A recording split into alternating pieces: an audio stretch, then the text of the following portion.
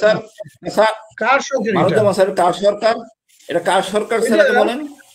এটা 3 তারিখে তোমরা বললে না কে বানাইছে উপদেষ্টা স্যার? হ্যাঁ, তোমাদের ডিজিএফআই আর্মি চিফ আর কি বলে এখন মন্ত্রণালয়ের ওই যে কি আসিফ নজরুল দেখ শুনে আমার চাকরি এখন উঠে আমাকে না আবার ব্ল্যাক হোলে ঢুকায়। এই তো আমাকে না আয়না করে ঢুকায়। এটা তো সবাই জানেন এই সরকার ইউনূস সরকার নয়, যেটা আমি এক বিভিন্ন টক শোতে বলেছি। ইউনূস সরকারে সবাই আছে, ইউনূস সাহেব নাই। উনি তো হচ্ছেন চুপ্পুর রিপ্রেজেন্টেটিভ। এখন কনস্টিটিউশনালি লিগালি শাহাবুদ্দিন চুপ্পু এখনো বাংলাদেশের প্রেসিডেন্ট। এবং আয়নাগরের ভিতরে কেমন নির্যাতন করা হতো, আয়নাগরের টর্চার কেমন ছিল, এবং সেনাবাহিনী, যে সেনাবাহিনী বাংলাদেশের গৌরবের জায়গা ছিল, সেই সেনাবাহিনী এই আয়নাগরের সাথে কীভাবে জড়িত হলো, এই সমসাময়িক বিষয়গুলো নিয়ে এবং আয়নাগর নিয়ে কিছু ভয়ঙ্কর তথ্য ফাঁস করেছেন দীর্ঘদিন আয়নাগরে বন্দী থাকা কর্নেল হাসিনুর রহমান। দল কানা, এই আমার অনুষ্ঠান আওয়ামী লীগ সমর্থক, হাসিনা সমর্থক যারা দেখছেন, এই দল কানা লোকদের এক ধরনের ট্রাইবাল মাইন্ডসেট থাকে। আমার নেতা বা আমার দল যাই করুক সেটা ঠিক করেছে, এবং তাদের সম্বন্ধে অপ্রিয় সত্য কথাগুলো তারা বিশ্বাস করে না। আমাদের সমাজটাই হচ্ছে জনগণ খুবই ব্যক্তিকে উপাসনা করে, হয় মাথায় তুলে ফেলে এবং তারপরে আবার পায়ের কাছে ফেলে দেয়। আমরা দেখেছি শেখ মুজিবুর রহমান এক সময় মাথার উপরে ছিলেন, তারপরে আপনারা জানেন কি হলো, এবং বিশেষ করে 24 সালের এই যে জুলাই আগস্টে তার মূর্তি ভাঙা হলো, তাকে মুছে ফেলা হলো। একই ব্যাপার হাসিনার ব্যাপারেও। তো যাই হোক, তবু কিছু দল কানা অন্ধ লোক থাকে, তারা বলবে আয়না ঘরটা একটা মিথ্যে কথা। তবে আমাদের সৌভাগ্য যে জাতিসংঘের হিউম্যান রাইটস কমিশন অধুনা যে রিপোর্ট বের করেছে, সেখানে হাসিনাকে সিঙ্গেল আউট করে নাম দিয়ে বলেছে হাসিনা মানুষ হত্যার হুকুম দিয়েছে, হুকুমের আসামি হচ্ছে হাসিনা। তাই আমরা আয়না ঘর নিয়ে যে আলোচনা, তার মূল ব্যাপারটাই হচ্ছে, এটা আমাদের সবাই জানা উচিত যে হাসিনা যদি কোনো স্বৈর শাসন না করত, কোনো ধরনের গুলি না করত, মানুষ হত্যা না করত, দুর্নীতি না করত, এই একটা কেবলমাত্রই আয়না ঘরের সম্বলিত যে অপরাধগুলো হাসিনা করেছে, এটাই তার জন্য তাকে ফাঁসি কাষ্ঠে ঝোলানোর জন্য যথেষ্ট। শুধু হাসিনা একা তো করেনি, তার সহযোগীরা মিলে এটা খুবই পূর্ব পরিকল্পিত উপায়ে আয়না ঘর ঘটানো হয়েছে। এটা এমন না যে একটা থানায় বা একটা গোপন কারাগারে তাদেরকে ঢুকিয়ে রাখা হলো, অত্যাচার করা হলো। এই অত্যাচার করার জন্য সুপরিকল্পিত ভাবে এই ছোট ছোট অন্ধ কুঠুরি, তার ভেতরে পাওয়ারফুল একটা সিলিং ফ্যান বা ফ্যান চালিয়ে শব্দ যাতে বাইরে না যায়, এই ধরনের পরিকল্পনা করা, কি ধরনের খাবার দেয়া হবে, তাদের কোনো টয়লেট থাকবে না, এই যে মানুষকে যে মানবেতর জীবনে নামিয়ে নেয়া, এটা হিটলারের আমলে এই জুদের সঙ্গে হিটলার যেটা করেছিল, ঠিক একই ঘটনার পুনরাবৃত্তি বাংলাদেশে হলো। ব্রিটিশ আমলে বা পাকিস্তান আমলে এই ধরনের আয়না ঘর বলে কিছু ছিল না। পুরো ব্রিটিশ ভারতে, পাকিস্তানে এবং ভারতে এবং শ্রীলঙ্কা এবং বাংলাদেশে কোনোদিনও ছিল না। এটা একটা অভূতপূর্ব ঘটনা, খুবই জঘন্য, খুবই নিন্দনীয়। তো আমরা প্রথমেই কর্নেল হাসিনুর রহমানকে আমি ধন্যবাদ জানাই আমার অনুষ্ঠানে আসার জন্য, অতিথি আসার জন্য। আমি খুবই খুশি হয়েছি, এবং আমরা আপনার মাধ্যমে কিছু নতুন তথ্য জানবো, যে তথ্যগুলো লোকজন জানে, মানে কিভাবে রাখা হতো, কি খাওয়া দেয়া হতো, এগুলো আপনি বলবেন। তবে কিছু নতুন তথ্যের সঙ্গে কিছু নতুন নাম ইত্যাদি আমরা শুনতে চাই, যাতে তাদের শাস্তির মুখোমুখি করা যায়। এটাই হচ্ছে উদ্দেশ্য। এটা কিন্তু কোনো ইতিহাস চর্চার অনুষ্ঠান নয়, এটা হচ্ছে ভবিষ্যতে, অদূর ভবিষ্যতে এবং সুদূর ভবিষ্যতে আমরা কোন দিকে দেশকে নিয়ে যাব, সেই পরিকল্পনার অংশ হিসেবে আমরা কিন্তু এই লেফটেন্যান্ট কর্নেল হাসিনুর রহমানকে ইন্টারভিউ করছি। তো আপনাকে আবার ধন্যবাদ জানিয়ে আমার প্রথম প্রশ্ন হচ্ছে, আমরা আপনার কাছে, আপনি যেগুলো বলেছেন সে তথ্যগুলো খুবই খুবই মূল্যবান, তার সাথে আমরা আরো কিছু নতুন তথ্য শুনতে চাই। আপনি বিচার করবেন, ঠিক করবেন, নতুন তথ্য আগে জানাবেন নাকি পুরনো তথ্য যেগুলো আমরা মোটামুটি জানি বা অনেকে জানেন না, যেটা ইচ্ছা আপনার সেটা দিয়েই শুরু করতে পারেন। ধন্যবাদ। বিসমিল্লাহির রহমানির রহিম। স্যার, আমি সত্যি গর্বিত আপনার এই অনুষ্ঠানে আসতে পেরে। যারা দেখছেন সবাইকে আমার আসসালাম। আর শহীদ আবু সাইদের জন্য আমি গর্বিত। এরকম পুরুষ আমাদের, যুবক আমাদের ছিল, তাই আমরা আজকে কথা বলতে পারছি। স্যার, আমি আয়নাগরের সঙ্গে একটু হালকা টাচ আপ করি। আমি কিন্তু প্রথমেই স্যার বের হয়ে, আপনি চিনেন মেজর দেলোয়ারকে, মেজর স্যার বলবেন না, অত স্যার বলা ভালো শোনায় না। আপনি তা স্যার হাওয়াইতে স্যার কোনো অসুবিধা নাই স্যার, আর্মির অভ্যস্ত আমরা স্যার, সিনিয়র হলেই আমি স্যার বলি, দেখবেন স্যার প্রতি লাইনের মধ্যে 4 বার বলতেছি। যাই হোক স্যার, আপনি আমি যেটা বলতে চাচ্ছি এটা হলো স্যার, আমি প্রথমে প্রকাশ করে দেই আমার বন্ধু ইউনিট অফিসার মেজর দেলোয়ার। এরকম তো অবস্থা, আর্মি স্যারকে দেখছি, এটা বের করতে হবে, আমাকে 2টা লোক বা 3টা লোক কোনোভাবে দেওয়া যায় কিনা, তোমার হাতে আছে কিনা। আমার হাতে ওই সামর্থ্য নাই লোক ক্রয় করা বা মোটিভেটেড লোক আনা। আমি জানি 2জন লোক ডিউটি করে ওখানে, এমওডিসির 2টা রাইফেল থাকে, ওর মাথা মন্ড কিছুই করবে না। আমি সারা জীবন যুদ্ধ করছি পাহাড়ে, শান্তিবাহিনী ক্যাম্প, ভারতে, আমি স্যার কোনো পরোয়া করতাম না। তো এটা আমার জন্য কিছুই না। আর আমি জানি শুক্রবার দিন, বিশেষ করে জুম্মার নামাজের সময়, একদম আইডিয়াল টাইম হামলা করার জন্য। কিন্তু আমার আর দেলোয়ারের যে নির্বাচিত ব্যক্তিটা, এটা ভুল সিলেকশন হয়ে গেছে স্যার। তো তথ্যটা ফাঁস হয়ে যায়। তারপরে কিন্তু স্যার দেলোয়ার আমাকে পরিচয় করে দেয় জুলকারনাইনের সাথে। এটা কোন সময়? মাধ্যমে এটা কোন সালে? 21 সালে স্যার। 21, আচ্ছা 21 সালে প্রথমেই স্যার। অনেকদিন অপেক্ষা করি, হয়তো আসবে প্রাইম মিনিস্টার, ওই নিউজটার পরে স্যার, অল আর প্রাইম মিনিস্টার ম্যান নিউজটার পরপরই, কিন্তু আসে না। তার জুলকারনাইন স্যারই সাজেস্ট করে তাসলিম খলিলের সাথে টাচ আপ করাই দেয়। প্রথমে আবার আস্থা সংকট ছিল, বলে না আবার কোন বিপদ আসে। তারপরে আমি ভাইকে সম্পূর্ণ বলি, তাসলিম খলিল ভাইকে বিস্তারিত, এবং যা যা দেখছি নিজ চোখে। আমি একটু দুষ্ট প্রকৃতির স্যার, খুঁজে সবগুলো বের করে ফেলেছি। আর যেহেতু আমি ওই 90 সালে মিলিটারি পুলিশে ছিলাম মেজর হিসাবে, ওই এলাকায় আমার বাসা ছিল, এই জন্যই আমি মোটামুটি সব আইডেন্টিফাই করতে পারছি। কারণ আমার মনে হয়েছে এখানে মানুষ এতটা নির্মম কি করে হয়, আর সব মিলিটারি অফিসার, এদের কোনো পিট নাই, এরা কি করে সম্ভব। যাই হোক স্যার, যে জিনিসটা বলতে যাচ্ছি, এই যে আয়নাঘরটা করা হয়েছে স্যার আমাদের কন্ট্রোল রোধ করার জন্য, ভয় আতঙ্কের জন্য। আমার এতগুলি কোর্সমেট ছিল, শুধুমাত্র 2টা কি 3টা কোর্সমেট বাসায় আসতো, তার সন্ধ্যার পরে মিসেসকে পাঠায় খোঁজ নিত। আপনি বুঝেন, আমরা মিলিটারি অফিসার, ট্রেন্ড অফিসার, আমাদের মধ্যে কতটা আতঙ্ক ছিল। পরিবারের সাথে কথা বলতে না। একজন লোক পেয়েছি যে আমার বাড়ি ভাড়া দিয়েছিল মিরপুর ডিএইচএসে, ব্রিগেডিয়ার জেনারেল তাজুল, যে মাহমুদুর রহমান আমার দেশের, ওনার আত্মীয়। আমি গর্বিত ছিলাম যে ওনার আশ্রয় আমার পরিবার ছিল। আমার কথা হলো, পুরা প্রশাসন, পুরা মানে দেশবাসী, 18 কোটি লোক জিম্মি, আপনার কথা বলতে দিবে না, আতঙ্ক। তারপরে দিবে আরো কিছু মামলা, এবং ওইখান থেকে আপনাকে নিষ্পেষিত করবে চাঁদা তুলে, ওই আয়নাঘরের থেকে। সব মিলে খুব ভয়ানক লাগে। যখন আমি তাসলিম খলিল ভাই সব প্রকাশ করে দিলেন, মিশেল বেসলেট তখন আসলেন 2022 সালে রাত 2টার সময়, 2জন পুলিশ অফিসার বাসায় এসে হাজির। আমার সময় হন্তন্ত এসে বলতে হবে কোথায় ছিলাম, কি ছিলাম না ছিলাম। সবাইকে বললাম যে আমি ছিলাম আয়নাঘর রিজার্ভের পিছনে, পুরো একে দেখালাম, হাতে ছিল মিলিটারি পুলিশ।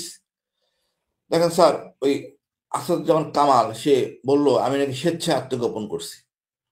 মানে কতটা আহম্মক হইতে পারে। আমি একটা কর্নেল, বীর প্রতীক, বিপিএম, রাইফেল পদক, 3টা খেতাব পাওয়া, আমি কি আহম্মকি করতেছি? আমার বলে আত্মগোপন। তখন আমি বাংলা চ্যানেলগুলিতে সম্পূর্ণ বিস্তারিত বলি।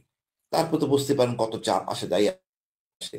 বাট আমি মনে করি স্যার, এখানে কর্নেল হাসিন বা ব্রিগেডিয়ার আর্মি না, এখানে ছিল মাইকেল চাকমা, এখানে ধর্মীয় নেতা, যেমন নেতার ছেলে। আপনি ভাবুন, বাবার মৃত্যু হয়েছে, আরমান ভাই, ব্যারিস্টার আরমান, বাবার মৃত্যু হয়েছে, তাকে নিয়ে আসা হয়েছে এখানে। কতটা নির্মম নির্লজ্জ হইতে পারে এই চেতনার সেনাবাহিনী, বেসিক্যালি হাসিনা, মানে কতটা পৈশাচিক মানে দর্শন সে ক্যারি করে।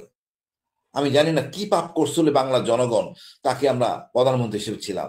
আর যারা একে ফ্যাসিস্ট করছিল তাদের বিচার হওয়া উচিত। এবং আমি আপনাকে একটা প্রশ্ন এরপর করছি, দেখেন, ভুলে যাব।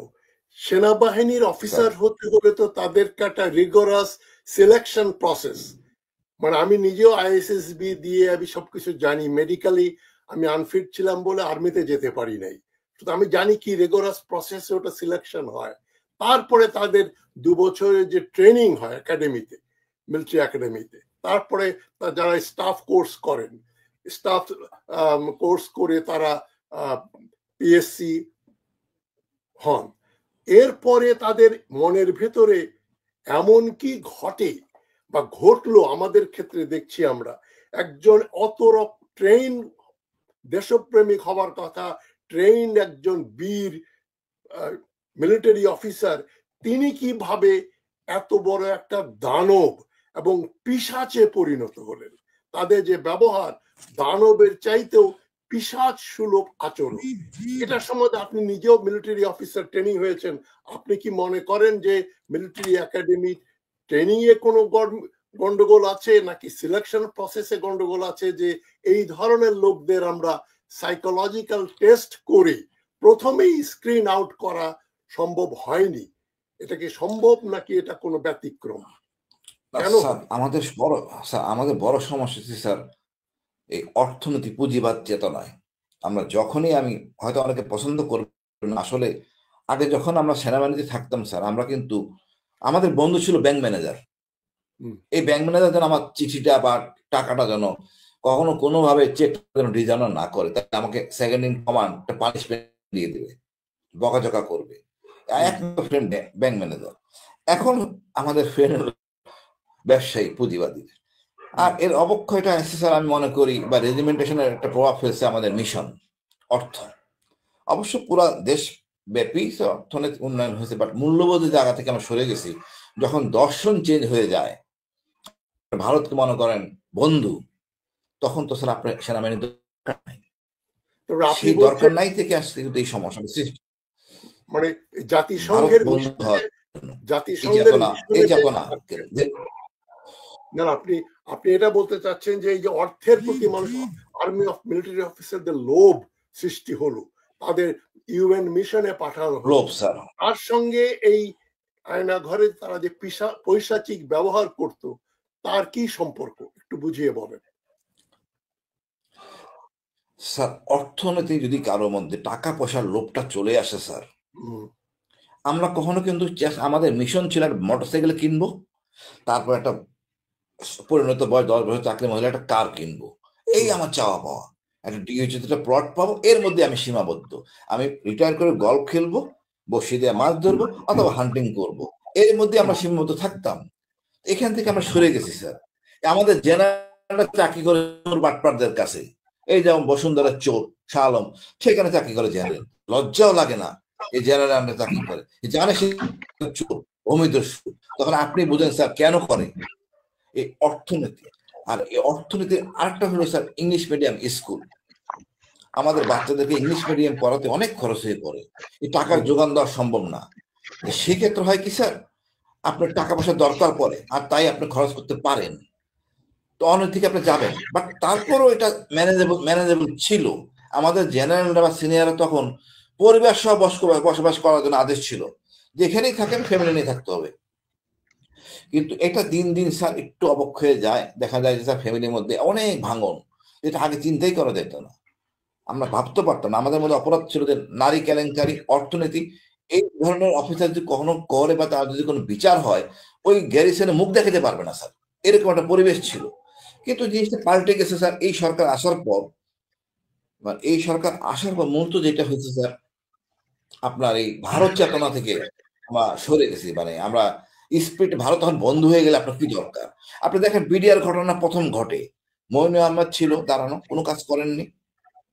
আপনি বোধগম্য হয়নি স্যার, র্যাবের যে অফিসার ছিলেন মেজর আপনার রেজানুর, এই ভদ্রলোক, তার সিদ্দিকের কথা শুনলেন, এতগুলি অফিসার মারা গেল। অর্থাৎ আপনি অতি দ্রুত প্রমোশন পেতে চাচ্ছেন অনৈতিক ভাবে। আর আমাদের রাজনীতিবিদদের দোষ আছে স্যার, ওনারা রাজনৈতিক কারণে লোকজনকে প্রমোশন দেন না। কেন আপনি ওয়াকার এখন জেনারেল তাকে প্রমোশন দেন দীর্ঘদিন? তার মধ্যে ক্ষোভ থাকারই কথা। এই প্রতিহিংসা করে রাজনীতিবিদ্যা সৃষ্টি করছে আমাদের মধ্যে। এই সমস্যা ঈশ্বর সময় মধ্যে ছিল না। যোগ্য লোক প্রমোশন পাবে, অযোগ্য থাকবে, সে নিজেও জানে আমি অযোগ্য, তার কষ্ট পাওয়ার কিছু নাই। কিন্তু আপনারা কি করছেন? অযোগ্য লোকদের প্রমোশন দিচ্ছেন আর যোগ্য লোককে দেন নাই, যার জন্য অনেক সমস্যা সৃষ্টি হচ্ছে সেনাবাহিনীর ভিতরে। আমাদের কাজ হলো সেনাবাহিনী গ্যারিসনের ভিতরে এইখানে ওই জায়গায় ডাইরেক্টর, শেয়ার মার্কেটের ডাইরেক্টর, ব্যাংকের ডাইরেক্টর, এইগুলো তো দরকার ছিল না। এই লোভ দিয়ে আমাদের কাছে নষ্ট করে দেওয়া হয়েছে স্যার। এখন আমার পাশের ফ্ল্যাটে একজন ভদ্রলোক থাকে, সম র্যাঙ্কের, খুব ভালো থাকে, আর আমি কম থাকি, কিন্তু ওইটা পিছনে ছুটবো। আমাদের পরিবেশটা নষ্ট করে ফেলা হয়েছে স্যার। এই অর্থনীতি আমাদের সকল সমস্যার মূলধন। আমরা দেখা যেত স্যার, আমরা দেখছি অনেক ধন্যবাদ। আমাদের অল্প টাকার মধ্যেই ওই রেজিমেন্টের সাথে থাকতে আমাদের, আমি এক রেজিমেন্টের অফিসার, একটা গেঞ্জি কিনছি সবার জন্য, কিনে নিয়ে আসতাম সবার জন্য। একজনকে বিপদে পড়ছে সবাই ঝাঁপাইয়া পড়তাম, এখন লোক পাওয়া যায় না। আমি বিপদে, আমার পরিবারকে কেউ দেখতে কেউ আসে নাই। কতটা নির্লজ্জ হইতে পারে স্যার? রেজাকুল হায়দার জেলে গেলেন, একটা জেনারেল কথা বলেন নাই। জেনারেল রবিন মারা গেলেন, একটা জেনারেল কথা বলেন নাই। নির্লজ্জ লোক তো একজন না স্যার। আমাকে স্যার প্রথমবার গুম করা হলো, চোখ বেঁধে নিয়ে এসে 43 দিন ফ্লোরে রেখে দিল। সেনাপ্রধান মবিন ছিলেন না, উনি অসহায়, আমার ক্ষমতা নাই। আর ক্ষমতা নাই তো আপনি পদত্যাগ করেন নাকি? এখন স্যার মামলা করবো যেন মবিন সহ সবাইকে প্রথম ছাড়বো না। আমি আপনার কাছে আবার আসছি। আমাদের জয়েন করেছেন অ্যাম্বাসেডর মারুফ জামান। তা আমি আপনার কথার জের ধরেই মারুফ জামানকে জিজ্ঞেস করছি যে আমরা তো দেখলাম এই আর্মি অফিসাররা কি করে, শুধু আর্মি না, সামরিক অফিসাররা কিভাবে আয়না ঘরে মানুষের উপর পৈশাচিক অত্যাচার করত, এবং হোল জিনিস যেভাবে প্ল্যানিং করা হলো, কোঅর্ডিনেট করা হলো, এদের এইভাবে ছোট ছোট ঘরে রাখা হবে, সেখানে কোনো বাথরুম থাকবে না, তাদেরকে খুবই খারাপ খাবার দেয়া হবে, অত্যাচার করা হবে, ঘুমোতে দেয়া হবে না। এই যে সেনাবাহিনীর অফিসারদের যে একটা বেসিক কতগুলো প্রিন্সিপল থাকে, আমরা দেখতে পাচ্ছি হিটলারের সেনাবাহিনীর অফিসারেরা যেভাবে মানুষ হত্যার জন্য পরে ট্রেন হয়ে গেল, কিন্তু হিটলারের ওটা তো সময় লেগেছিল অনেকদিন। কিন্তু হাসিনা আসার কিছুদিন পরেই এই যে আয়নাঘর তৈরি করা হলো এবং মানুষের উপর এরকম অত্যাচার করলো, যে কোনো সাধারণ দলের লোক না, আওয়ামী লীগের লোক না, মানে তারা ট্রেইনড মিলিটারি অফিসার। তো অ্যাম্বাসেডর মারুফ জামান, আপনি কি মনে করেন সেনাবাহিনীর ভেতরে যে ডিসিপ্লিন, পেট্রিয়টিজম এবং মিনিমাম যে রেসপেক্ট ফর হিউম্যান লাইফ, এইটা হঠাৎ করে ধ্বংসপ্রাপ্ত হলো কেন? কর্নেল হাসিনুর রহমান বলছেন এই যে ইউএন মিশনে যাওয়ার সুযোগ, পয়সা করি কামানের প্রতি মানুষের এক ধরনের মনোবৃত্তি সৃষ্টি হলো, তারপরে ছেলে মেয়েদের ইংরেজি মিডিয়াম স্কুলে পড়াবেন, অনেক খরচ, বেতন দিয়ে সংকুলন হয় না। এই বেতনের বাইরে কিছু উপরি আয়ের জন্য সরকারের সঙ্গে ঘনিষ্ঠতা করা, সরকারও সেটা সুযোগ নিয়ে তাদের ব্যবহার করলো। এই ব্যাপারে আপনার কি মত? আপনি কি মনে করেন কেন এটা হলো? Assalamu alaikum, sir. ভালো আছেন আপনি? I'm sorry I got a bit delayed. No, I know this. I had to rush because of an emergency in Gulshan. I know. So within a few all time I could, let's hope everything goes all right. Thanks a lot for coming. I know Hasin sir. আপনার দোয়া sir, আপনার দোয়া। ঠিক আছে sir, জানে sir আমি কোন জায়গায় ছিলাম, পানিশমেন্ট সেলে ছিলাম আমি, আমার কষ্ট। আমার একটা কথা স্যার, স্যার আপনার বলি, আপনি স্যার ছিলেন খুব ভালো জায়গায়, সেটা দিয়ে আয়নাগরকে মূল্যায়ন করলে ভুল হবে। আমি কোন জায়গায় ছিলাম স্যার নিজেই বলবে। সুতরাং আপনি যদি বলেন আরামে ছিল, আয়নাগরের গুরুত্বটাই কমে যাবে যে আপনি স্যার সবটা শোনেন। নিশ্চয়ই। অ্যাম্বাসেডর জামান, আপনি বলেন। স্যার আমি কিন্তু আর্মিতে sir, this is my third generation. My grandfather was in the British Army. Wow. Indian British Army. My father was in the Pakistan Army and in the 14th Division. at Dhaka headquarters, and I was also in Dhaka headquarters right from 77, 78. আমাদের সময় army আর এখনের army এক না sir. This is a mercenary force. Entire talent of financial. So you won't believe. সেদিন আমি because of a severe I was admitted in a hospital. আমাদের সময় discipline কাকে বলে স্যার, and comradeship, brotherhood, এখনের মধ্যে কিছুই নাই sir. You would not believe it. The way that the Jawans were speaking in front of officers, unbelievable. They were threatening that we'll turn our guns against the officers and will become another BDR. Army cantonment এর কথা বলতে পারে? আমি শুনে অবাক হয়ে গেছে sir, অবাক। যে ইয়াং একটা অফিসার ছিল, he was also from my corps, ওকে আমি খুব আদর করছিলাম। তো বলে স্যার এদের আপনারা আদর করেন, এরা তো স্যার আপনারা জানেন না কি করে। সামনে বলছিল। আমি আমরা যখন আর্মি অফিসার কমিশন পাই, বিএমএ মাসে 50 টাকা পেতাম, 50 টাকা স্যার। আর্মি কমিশন পাওয়ার পরে আমরা 700 টাকা বেতনে আমাদের চাকরি শুরু হয়। স্যার আমাকে একটা মিনিট সময় দিবেন, I think I have to open the door, this one at home, just give me a minute sir. Okay sir. না, খুবই সাংঘাতিক। মিলিটারি ডিসিপ্লিন নেই, সিনিয়রদেরকে জুনিয়ররা সম্মান করে না। সিপাহী, এটা বোধহয় কর্নেল তাহেরের আমলে যেটা শুরু হলো, সিপাহী জনতা ভাই ভাই অফিসারদের রক্ত চাই, এই যে জাসদপন্থী কর্নেল তাহের যেটা করেছিল, যার পরে ফাঁসি হয়েছিল, তো ওই যে শুরু হলো আর্মির ভেতর ডিসিপ্লিন ভাঙা। তো ওটাই বোধহয় আমরা অ্যাম্বাসেডার জামান, আমরা আরো, আপনি কন্টিনিউ করেন, শুনতে চাই, বলেন। হাসিনরা বলতে পারবে army after 1980s, after the assassination of Zia Rahman and after the demise, মানে after ouster of Ershad, ওর তখনও কথা বলতে পারবে, তখন আমি আর্মিতে ছিলাম না। আমরা যখন আর্মিতে ছিলাম, সকালে আমাদের যেতে হতো স্যার ফিজিক্যাল এক্সারসাইজ। আমি খুব অল্প দিন আর্মিতে ছিলাম, আমরা হেঁটে আর পুরনো সাইকেল 200-300 টাকায় কিনে স্যার সাইকেল চালায় যেতাম। এখন স্যার আর্মিরা অফিসাররা 30 লাখ টাকা কি গাড়ি পাবে? Like civil officers, the bureaucracy, there is no difference, because I know both the sides of the coin. কে কত ভালো গাড়ি কিনবে, কে কত ভালো বাড়ি পাবে। এন্ড হাসিন যে ইংলিশে কথা বলছে, এটা আমি একটু ওর সাথে দ্বিমত করলাম, কারণ পাকিস্তান টাইমে যখন আমি পড়তাম স্যার মডার্ন স্কুলে, that was in English medium. It was Sheikh Mujibur Rahman who destroyed the entire education of Bangladesh, and then Ershad was another one. আগে সবই আর্মিতে স্যার আমাদের, আমরা যখন আর্মিতে ছিলাম, every command was in English, each and every command। এখন কি বলে স্যার বাংলায়, সাবধান আরামে দাঁড়া। আমরা তো জীবনে এগুলো শুনি নাই। The army is no more the army, it has become a mercenary force, a business force। সবখানে ব্যবসা আর্মি স্যার। তো আপনি কি আশা করেন? So are these human beings? It's the same thing which is happening in Guantanamo, Abu Ghraib, the black coats, Mussolini's, Hitler's SS, Hamadar's DGFI, along with the Indians, are no less. They're the same side of the coin, so two sides of the same coin. They're the same people. So I mean, I'm sorry I'm saying it. আমি আরো বলবো, এই যে sir May মাসে August 3rd 4th army অফিসার্সরা lying down position, light machine gun, they open fire on unarmed civilians. And ওখান থেকে তার ওয়াইফ, 3rd meeting এ শুনলাম, ওয়াইফ নাকি বলতেছে, you're looking very handsome. So is that what an officer is supposed to talk about? Killing human beings? আর নিজের মানুষের রক্ত, buying arm, what is army? It's a department, a defense department, just like any other department. What's the big deal about them? Just because they have got weapons in their hand? আমাকে বলা হয়েছে black হোলে অস্ত্র বড় না আপনার কলম বড়, এবার দেখে নিব বলে রিপিটাইত। So this is our army sir.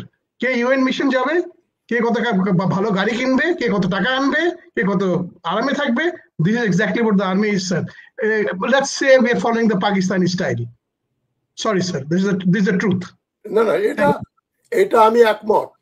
Colonel Hasin যেটা বললেন আর অ্যাম্বাসেডর জামান যেটা বললেন, আর্মি ডিসিপ্লিন এর চাই নষ্ট হয়েছে পয়সা কড়ির জন্য। আমরা পাকিস্তান আমলেও দেখেছি 1971 সালের যুদ্ধে পাকিস্তানি আর্মি অফিসার্স এবং ট্রুপস তারা প্রচুর টাকা পয়সা সোনা দানা লুট করেছিল। প্রত্যেকেরই ব্যাগের ভেতরে তাদের ভেতরে সোনার গহনা ছিল। তাদের পরিকল্পনা ছিল কত তাড়াতাড়ি ইস্ট পাকিস্তান থেকে আবার ওয়েস্ট পাকিস্তানে ফিরে যাবে এই সোনা দানা নিয়ে। তো আর্মির ভেতরে যখন লুটের মানে লুট করার প্রবণতা বৃদ্ধি পায় ঘটে, যেমন আমরা ইতিহাস থেকে জানি ওহদের যুদ্ধের সময় রাসূলুল্লাহ সাল্লাল্লাহু আলাইহি ওয়াসাল্লাম যখন বলেছিলেন 50 জন তীরন্দাজকে যে তোমরা এই জায়গায় পাহারা দেবে, যখন তারা দেখলো যে লুটপাটের সুযোগ পাওয়া গেছে, কুরাইশরা হেরে যাচ্ছে, তারা দৌড়িয়ে এই তাদের পোস্ট ত্যাগ করে তারা লুটে মত্ত হয়ে গেল। এবং সেই যুদ্ধে রাসূলুল্লাহ নিজে আহত হয়েছিলেন এবং ওই যুদ্ধে প্রায় হেরে যাওয়ার মতোই অবস্থা ছিল মুসলমানদের। এই ডিসিপ্লিন ভাঙার জন্য এবং পয়সা লুটপাটের প্রতি যে তাদের আকর্ষণ, এখন যেটা হাসিনুর রহমান বললেন, অ্যাম্বাসেডর জামান যেটা বললেন যে এখন আর্মি, নেভি, এয়ারফোর্সে চাকরি করা মানেই তোমরা you are much above the civilians. যেটা পাকিস্তান আমলের এবং ব্রিটিশ আমলের যে ট্রেনিং ছিল এখানে সিভিলিয়ানদেরকে বলা হতো ব্লাডি সিভিলিয়ান। এই ব্লাডি সিভিলিয়ানের ট্রেডিশনটা আমাদের আর্মি এখনো নার্চার করে যাচ্ছে। এবং তার সঙ্গে হাসিনার যে যোগ করলো যে তোমরা হচ্ছ একটা দলের আর্মি, দেশের চাইতে দল বড়, দলের চাইতে ব্যক্তি বড়, এই যে কাল্ট গড়া হলো শেখ মুজিবের নাম দিয়ে। হাসিনা হচ্ছে শেখ মুজিব তো মরে গেছে, you cannot see him but you can see his existence in Hasina. Hasina represents the demi god Sheikh Mujibur Rahman, যে জন্য তার স্ট্যাচু বানানো হলো। I'm sorry sir, the demi evil, not the god. মানে ডেমি গড শব্দটা ব্যবহার করে ফ্রেজ, আমি জানি স্যার ইংলিশে করে, but it's demi evil. Let's put it in the correct perspective. কিন্তু ওই ডেভিলটাকে তৈরি করা হলো একজন মহামানব হিসাবে। এবং হাসিনা বাবার পিতৃ প্রেমের জন্য এগুলো করেনি। এত ছবি, তার সব জায়গায় ছবি থাকতে হবে, এটা হচ্ছে তার নিজের স্বার্থে, তার লেজিটিমেসির জন্য শেখ মুজিবকে ব্যবহার করেছে। এবং আর্মির ভেতরেও দেখেন আপনি, জেনারেল ওয়াকারুজ্জামানের অফিসের ছবি দেখলাম, ওনার মাথার উপরে বিরাট শেখ মুজিবুর রহমানের ছবি। তারপরে বিভিন্ন মিলিটারি এস্টাবলিশমেন্ট, ঢাকা ক্যান্টনমেন্টে এখনো শেখ মুজিবুর রহমানের স্ট্যাচু শুধু ঢাকা ক্যান্টনমেন্টে না অন্যত্র রয়ে গেছে।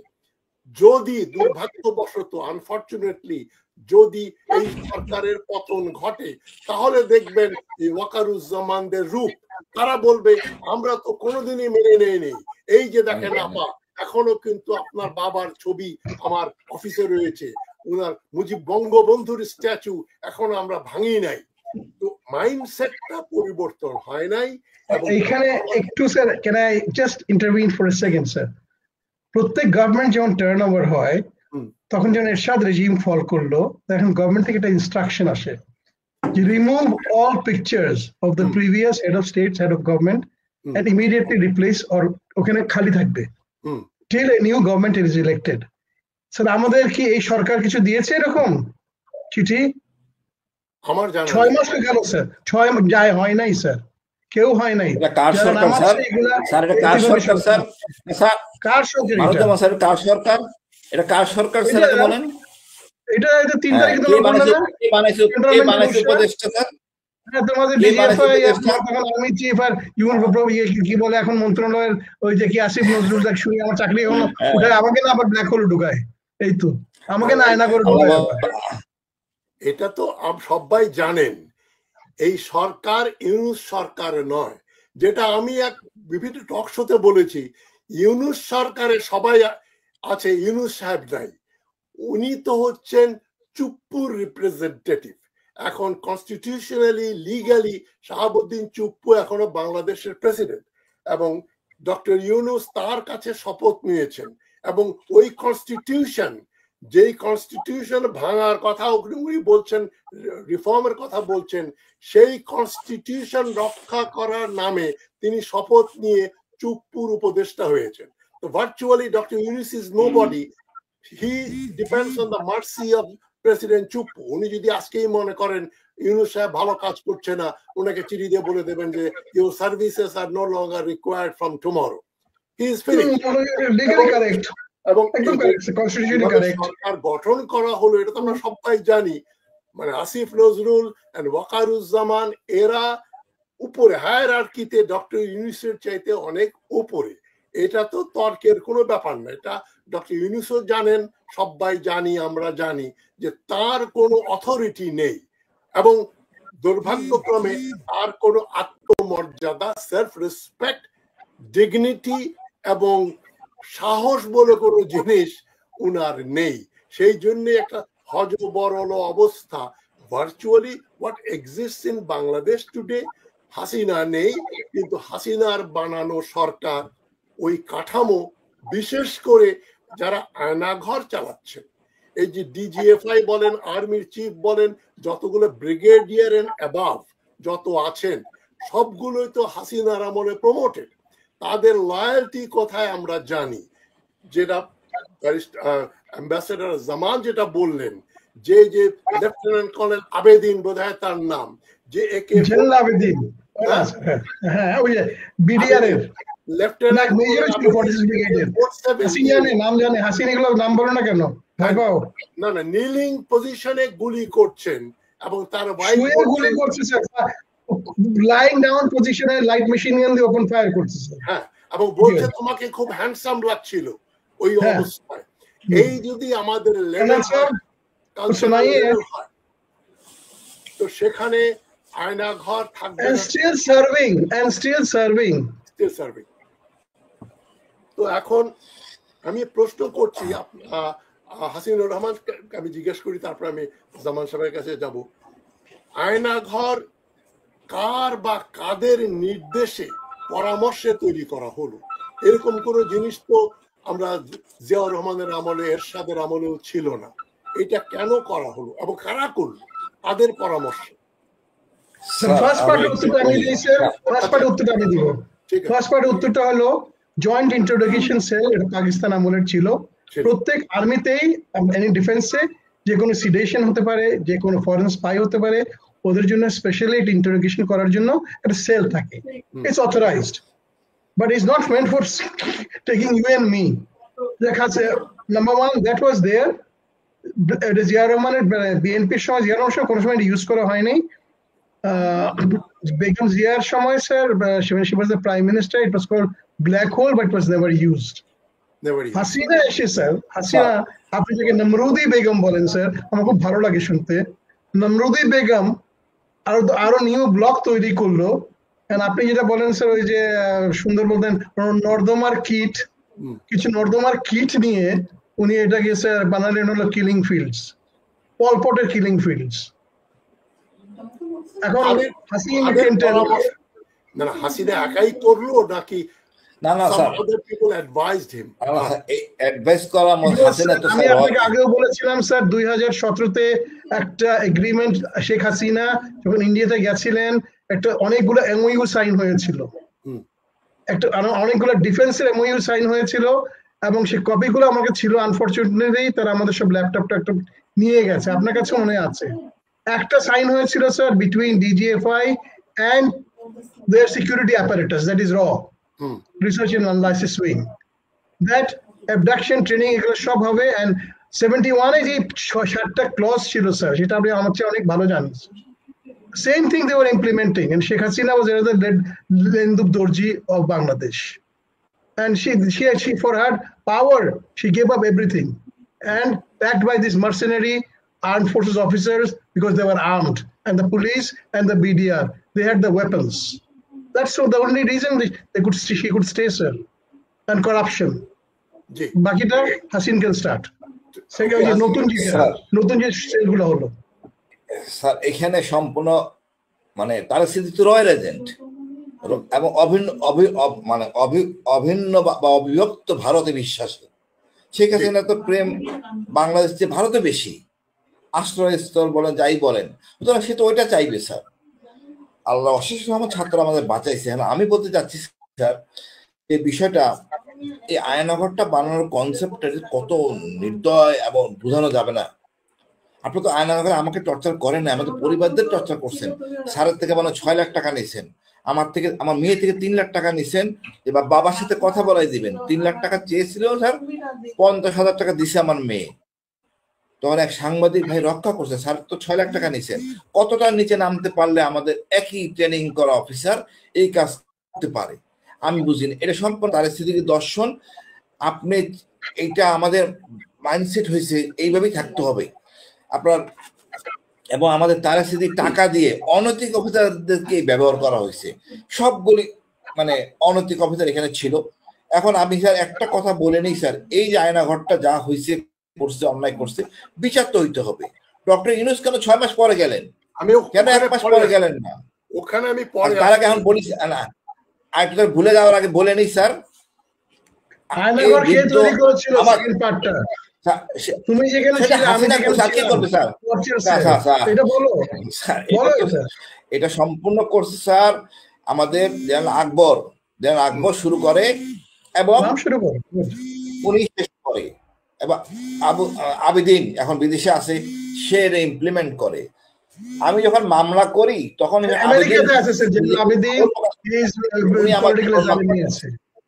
আমি তারে বললাম, সে আমার হত্যা করার অধিকার কে দিল তারে?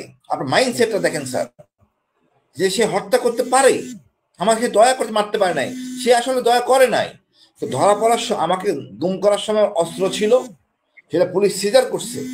2 জন আই উইটনেস ছিল, তারপরে আপনার স্যার ক্যামেরা ছিল, পরিষদ থেকে চিঠি ছিল, তাই আমি মারতে পারে নাই। 10-15 মিনিট একটা হ্যাসেল ছিল ওখানে। এখন স্যার এই সম্পূর্ণ প্যাকেজ হলো তারেক সিদ্দিকীর, ভারতের একদম বসে থেকে করছে এগুলি স্যার। আরেকটা জিনিস বলি স্যার, মারুজ্জামান স্যার খেয়াল করছেন কেন, উনি ভালো ইংরেজি বলতে পারে, ইংরেজি পড়েন। 100 ম্যান স্কোয়াড নামে একটা টপিক ছিল, পেপার ছিল, 100 ম্যান স্কোয়াড। এটা সিঙ্গাপুরে একটা পত্রিকা উঠেছিল, বাংলাদেশে শিহাব চৌধুরী সম্ভবত এটাকে রিপ্রিন্ট করলে, 100 ক্রুসেডার্স শ্রীলঙ্কা থেকে বের হয়েছিল। এই মানসিকতা তারেক সিদ্দিকী দর্শন নিয়ে এটা করেন। এইটা যখন হাইলাইট করে শিহাব চৌধুরী, তখন তার জেলে পাঠানো হয়। আমার সাথে শিহাব চৌধুরী জেলে পরিচয় হয়। সে জানতো বলেই স্যার এই জিনিসটা করছে, সে নিজে না করে সিঙ্গাপুর দিয়ে করা। সে আমাকে স্যার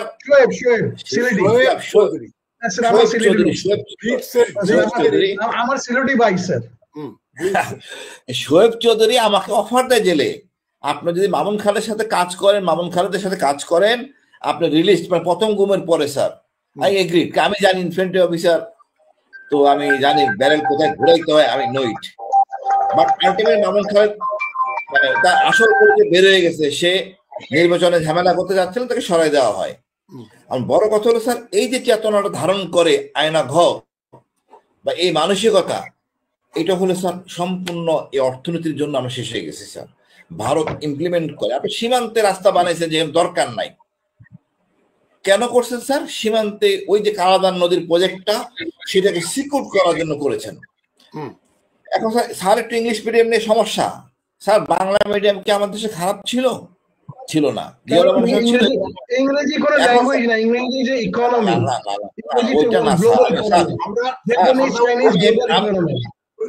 আমি ওইটা বলতেছি না স্যার। বাংলা মিডিয়াম পড়তে আমাদের ক্যান্টনমেন্ট স্কুল বোর্ডে পড়তে যে খরচটা পড়ে, ইংলিশ মিডিয়াম পড়তে আমার খরচ বেশি পড়ে স্যার। আমার পরিবারকে ঢাকায় রাখতে হবে। না না, আমি আমার বাচ্চা সব বাংলা মিডিয়াম ছিল, আমি বলতেছি কেন স্যার খরচ বেশি স্যার? কেন আপনি ঢাকায় পড়াইতে হয়, পরিবার ঢাকায় রাখতে হয়, অতিরিক্ত খরচ দিতে হয় স্যার, যেটা অন্য সময় লাগে না। আগে আমরা চিন্তা করতাম না। এখন আসি স্যার, এখন যে জিনিসটা আসছে স্যার, আপনার কথা আমি উত্তরটা দিয়ে দিই যে ইংলিশ মিডিয়াম, বাংলা মিডিয়াম এগুলো নিয়ে এখন অন্য বিশদ আলোচনা করা যায়। আমি দেখেন সারা জীবন বাংলা মিডিয়াম থেকে পড়ে এসেছি, তখন মিনিমাম স্ট্যান্ডার্ড ছিল। ঢাকা কলেজে ভর্তি হলাম, প্রথম দিন প্রথম লেকচার যে ইংরেজিতে হলো, আমার কাছে মাতৃভাষার মতোই মনে হয়েছে যে বাংলা না ইংরেজি, এই প্রশ্নটাই তো আসে নাই। তখন মফস্বল কলেজের স্কুলের ছেলে ম্যাট্রিকে ফার্স্ট ডিভিশন সেকেন্ড ডিভিশন পেলে ইংরেজিটা তার কাছে ওই মাতৃভাষার মতোই, প্রায় মাতৃভাষা। আর ইংলিশ মিডিয়াম থেকে যারা আসতেন, সেন্ট গ্রেগরিজ বলেন, বা অনেক অন্যান্য ক্যাডেট কলেজ বলেন, বিভিন্ন বোর্ডের পরীক্ষায় এই যে প্রথম 10 জন যে হতো, এই ফৌজদারহাট ক্যাডেট কলেজ ছিল এক্সেপশন, কিছু কিছু প্লেস পাওয়া ছেলে আসতো, বাদ বাকি সবই কুমিল্লা জেলা স্কুল, নাহলে ফরিদপুর হাই স্কুল, ময়মনসিংহের থেকে আসছে, সিরাজগঞ্জ থেকে, পাবনা থেকে আসছে, বোর্ডে ফার্স্ট সেকেন্ড থার্ড ফোর্থ 10। এই যে আমাদের সঙ্গে যত টপ স্টুডেন্ট, ঢাকা কলেজে তো সবচেয়ে ভালো ছাত্ররা পড়তো, 99% আসতো বাংলা মিডিয়াম থেকে। সুতরাং মিডিয়াম নিয়ে এখানে আলোচনার ব্যাপার নেই। তবে আমি হাসিনুর রহমানের সঙ্গে একটা একমত পোষণ করি, এখন বাংলাদেশে যে ইংলিশ মিডিয়াম স্কুলগুলো আছে ওগুলো সুপার এক্সপেন্সিভ। আমার মাসে কমপক্ষে 20,000 টাকা খরচ হয়।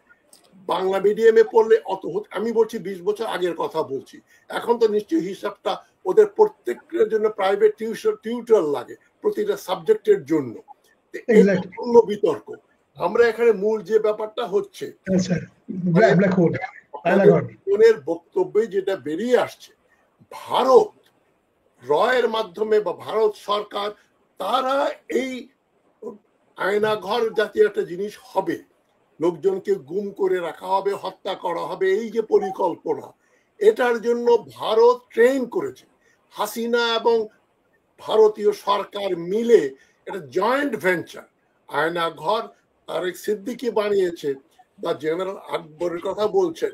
এখন জেনারেল আকবর তো as so far as I know এখনো সার্ভিং, এখনো রিটায়ার্ড, আই থিংক, না? Hasin is retired, living a very peaceful life. কিন্তু লিভ পেন্ডিং রিটায়ারমেন্ট। স্বাধীন মানুষ, তাদের কোনো বিচার হয়নি, তাদেরকে গ্রেফতার করার প্রশ্ন ওঠে নাই।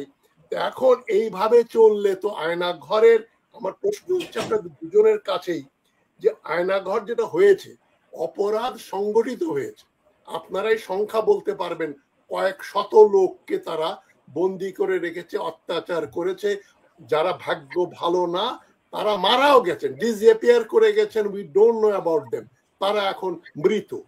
এখন এই যে ঘটনাগুলো ঘটলো, প্রতিটা ক্রাইমের তো একটা বিচার হয়। আপনি চুরি করলেও, পকেট মারলেও আপনার জেল হয়, বিচার হয়। তো মানুষ হত্যা করলো, মানুষকে গুম করলো, টর্চার করলো, ভিভিড এত ডেসক্রিপশন, এত প্রমাণ থাকার পরেও কেন তাদের বিচার হচ্ছে না, এটাই হচ্ছে আজকের আলোচনার মূল বিষয়। হাসিনা তো করে গেছে, Hasina has become past. Hasina বা আওয়ামী লীগ আগামী 50 বছরে 100 বছরেও বাংলাদেশে ফিরতে পারবে না।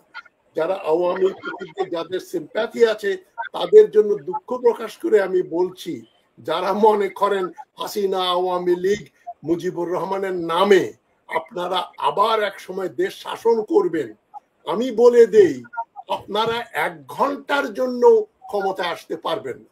ওই চ্যাপ্টার সম্পূর্ণ ক্লোজ। যেমন 16 ডিসেম্বরের পরে যে কোনো নামে পাকিস্তানের একটা অ্যাডমিনিস্ট্রেশন রেখে দিয়ে ইস্ট পাকিস্তান বানিয়ে টিকিয়ে রাখা যেমন অসম্ভব ব্যাপার ছিল, ঠিক তদ্রূপ এই 5ই আগস্টের পরে আওয়ামী লীগ নামে কোনো এন্টিটি, কোনো দল, হাসিনা পরিবারের, শেখ পরিবারের কোনো ব্যক্তি কোনো ফর্মে বাংলাদেশের রাজনীতির নেতৃত্বে আসতে পারবে না। তারা ফিজিক্যালি যদি এখন আসে, তাদের they will be eliminated by the people, যেটা আমরা শেখ মুজিবুর রহমানের বাড়ি গুড়িয়ে দেওয়ার ব্যাপারে যেটা দেখলাম। জনগণের ভিতরে যে পরিমাণ ঘৃণা ভারত এবং ভারতপন্থী আওয়ামী লীগের প্রতি আছে, তার যদি 10 ভাগের 1 ভাগও আমরা এই সরকারের ভিতরে দেখতাম, তাহলে দেখতাম এতদিনে বিচার হতো, শাস্তি হতো। এই ব্যাপারেই আমি অ্যাম্বাসেডর মারুফুজ্জামান এবং কর্নেল হাসিনুর রহমান আপনাদের বক্তব্য করতে চাই। সরকার কি কি করতে পারে, কেন করছেন? অ্যাম্বাসেডর জামান। আমি আপনাকে উত্তর দিতে পারবো স্যার ঠিকই, কিন্তু উত্তরটা চলে যাবে মানে আমার এগেইনস্টেই। কারণ স্যার যেটুকু সত্যি কথা আপনার বলতে কি, কেউ যদি রাজনীতি করতে চায় সরকারে বসে, কিংস পার্টি করতে চায়, প্রবলেম ওইখানেই রাইজ করে স্যার। গত যতগুলোই আসছিল স্যার কিংস পার্টি করতে গেছে, they fail miserably. Everybody has a right to do politics. Well, let them do it on their own. But the interim government should not be involved in let's say, in accelerating a formation of a political king's party. আপনি কি মনে করেন ছাত্ররা যে দলটা করছে এটাকে কি আপনি ইউনূস সরকারের ব্লেসিং নিয়ে করছে নাকি ইন্ডিপেন্ডেন্ট অফ ইউনূস সরকার? এই যে ছাত্ররা দল করেছে একটা এই যে Hasin, why don't you respond? Sir কোন অবস্থায় স্যার, আমরা তো ইতিহাস জানি স্যার, ক্ষমতায় থেকে তো জিয়াউর রহমান রাজনীতি করছেন, এরশাদ করছেন, এটা অপরাধ তেমন না। বাট এখনকার সেই যুগে এটা চলে না। তাদের পরিচ্ছন্ন হওয়া উচিত এবং ওই জায়গা ছেড়ে তাদের রাজনীতি আসা উচিত, আমি মনে করি আমার দর্শন। আর বিচার ব্যবস্থা স্যার, আমি মনে করি বিচার ব্যবস্থা মনে করি স্যার, আমি সবার আগে আমানুজ্জামান স্যার জানে আমি প্রথম মামলা করি আইসিটিতে, কিন্তু স্যার মামলাটা তদন্ত শুরু হয় নাই। এখন আমি খোঁজ করতে যাই, আমাদের ওই 5ই আগস্টের বিপ্লবে আমাদের সাথে অনেক ছেলে ছিলেন এবং শেষ পর্যন্ত যখন স্যার বিজয় হয়ে যায়, আমি কিন্তু স্যার ওই কচুক্ষেত গেটে যাই, 5:30টার সময় ঘোষণা দিই 3 ঘন্টা আলটিমেটাম, ওই আয়নাঘর মুক্তি করতে হবে। বললাম, গেলাম ব্রিগেডিয়ার নাসিরের কাছে, 1 ঘন্টা, উনি 6:30 2 ঘন্টা দেন আরো, আর 1:30টার সময় চলে আসি মারুজ্জামান স্যার। আপনি তো শুনতেছেন মনে পড়ে, আমি আপনার কথা বললাম, মারুজ্জামান স্যারকে চলে আসে ওখানে, কর্নেল ফেরদৌস চলে আসে, আমার উপরে 2জন senior, Maruzzaman sir, brigadier Nasir sir. আমরা ফুটপাতে বসে স্যার বসে বললাম, মায়ের ডাক আসলো। আশ্চর্য হবেন, ব্রিগেডিয়ার নাসিরের ছেলে প্লে কার্ড গুলি আমাদেরকে প্রিন্ট করে দিয়েছে লাল কালি দিয়ে, সেটা নিয়ে আমার খুব গর্ব লাগে। মারুজ্জামানের মতো senior, Hasan Nasir sir senior, আমরা সবাই একসাথে ছিলাম। এই যে আয়নাঘর পরিদর্শন হলো, আমার কষ্ট, আমার দাবি থেকে তো অধিকার থেকে তো মানে আদর থেকে আমরা স্যার দাবি করি। আমাদের আর্মি স্যার বেড়াতে গেছেন, ওখানে দেখতে গেছেন, হ্যালো বলতেন, হাসিন তুমি কেন ছিল না? মারুজ্জামান ভাইরে বলতে পারতো, সাথে বলতে পারতো কেন আসেন নাই বা কি সমস্যা ছিল, তাইলে তো মানে কষ্ট থাকতো না। এখন খোঁজ করে দেখি, এই যে একজন মহিলা নাবিলার সময় তদন্ত পাই করতাম, দেখি ওইখানে আপনার খেয়াল আছে মনে হয় অ্যাডভোকেট ছিল। ওনার পুরো নামটা কি, ডেজিগনেশন কি? নাবিলা ইদ্রিস। স্যার আপনার টেলিফোনে চেক করে ছবি গেছে স্যার, আপনি দেখেন। আমি যে রুমে আমাকে টর্চার করতো ওই রুমের ছবি পাঠিয়েছি আপনার। আমি আমাকে এখন বলেন স্যার, আমি নাবিলা ইদ্রিস সম্বন্ধে একটু জানতে চাই, উনি কে? আমি বলি স্যার, আমি এটা তফসিল করছি স্যার। না, ডেইলি স্টার আগে হলো স্যার, উনি ছাত্রী সংস্থার সদস্য ছিলেন ঢাকা ইউনিভার্সিটির 1 নম্বর, এবং আমার স্যার ওনার বেশি বললেন না স্যার, ছাত্রী সংস্থা, আচ্ছা স্যার, জামাতের আমিরের ওন করে না, পরিষ্কার ভাবে বলছে। গতকাল কথা হয়েছে আমার, 2টা জিনিস আমি ক্লিয়ার করছি। যদি 1 জন যায় আমি যাব, 2 জন গেলে মারুজ্জামান যাবে, 3 জন গেলে হাসান নাসির স্যার যাবে ওই আয়নাঘর পরিদর্শনে। 4 জন গেলে ছাত্রী সংস্থাটা কাদের দল, কি জিনিস? স্যার জামাত ইসলামের দল স্যার, জামাত ইসলামের মহিলা উইং। বাট ওনারা এটা ওন করেন না, ওনার অন্যায়। আমিরের সাথে আমার কথা হয়েছে স্যার, আমি যখন জিজ্ঞেস করে রিমোট ছড়ানো হয়েছে, ডিজিএফ এর নাম দিয়েছে, আমি ডিজিএফ এর সাথে কথা বলছি, যে সয়ের আপন গড বলছে আমার কোনো লোকের সাথে জড়িত না, আসলেও জড়িত ছিল না। উনি স্যার করছেন কারো আইডিয়া ভিশন, নাবিলা ইদ্রিস। এখন আমার বলেন স্যার, আমার মামলা হলো সবচেয়ে চৌকসপূর্ণ পরিপূর্ণ একটা মামলা, পরিপূর্ণ ডকুমেন্ট সহ মামলা।